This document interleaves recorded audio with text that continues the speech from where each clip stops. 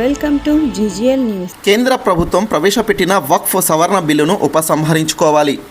కేంద్ర ప్రభుత్వం ప్రవేశపెట్టిన వక్ఫ్ సవరణ చట్టాన్ని వ్యతిరేకిస్తూ కర్నూలు జిల్లా గోనెగండ్లలో ముస్లిం మత పెద్దలు వీటి వల్ల కలిగే నష్టాల గురించి ప్రజలకు అవగాహన కల్పించారు.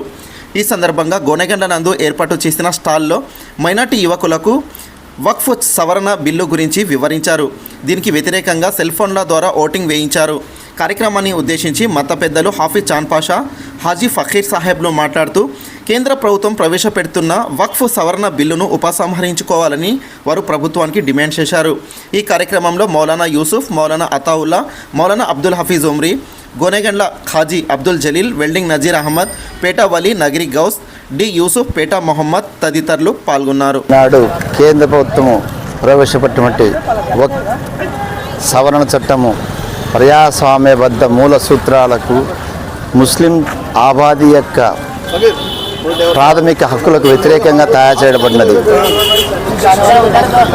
ఒక విధంగా ఈ అఖండ భారతాన్ని సంవిధానం ప్రకారం, రాజ్యాంగం ప్రకారం కలిపే విధంగా ఉండాలి, కానీ ఎవరిని వారిని విడదీసే విధంగా కుట్రపూరితంగా ఉంది.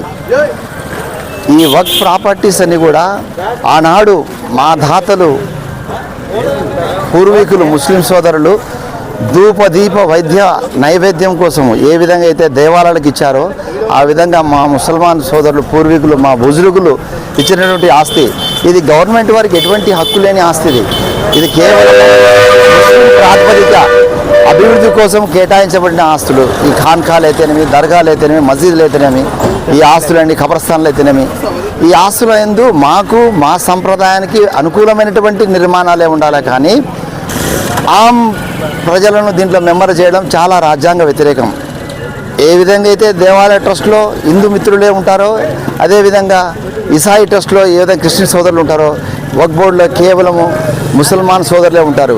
ఇది జాతీయ సంపద కాదండి, మా జాతి సంపద. జాతీయ విధానం కోసము మేము ట్యాక్స్ కడుతూ మీతో పాటు సహజీవనం సాగిస్తున్న సంపద ఇది. మీరు పొరపాడుతున్నారు. అఖండ రాజ్యాంగంలో నియంత్రిత ధోరణి చరిత్రలో ఎవరు కూడా మిగలలేదు. ఇది ప్రధానమంత్రి గారు సవినయంగా చూసి గౌరవనీయ పార్లమెంటుకు విలువ ఇస్తూ మా యొక్క మనోభావాలకు వ్యతిరేకంగా ఈ చట్టం తయారు చేయబడినది. కాబట్టి జేఏసీ సభ్యులకు మా విన్నపం, పార్లమెంట్ జాయింట్ కమిటీ యాక్షన్ వారికి మా విన్నపం, సవినయంగా పరిశీలించి ఈ వక్ఫ్ బోర్డు చట్టాన్ని పూర్తి స్థాయిలో వెనక్కి తీసుకురావాలని కోరుచున్నాము. లేని ఎడల ప్రజాస్వామ్యబద్ధంగా మా యొక్క హక్కుల కోసం మేము చివరిదాకా పోరాడతాం. స్వతంత్రాన్ని ఏ విధంగా అయితే మేము సాధించామో అదే విధంగా సాధించుకుంటాము. ఇది రాజ్యాంగం మాకు ఇచ్చిన హక్కు. Please like, share and subscribe to our channel and hit the bell icon.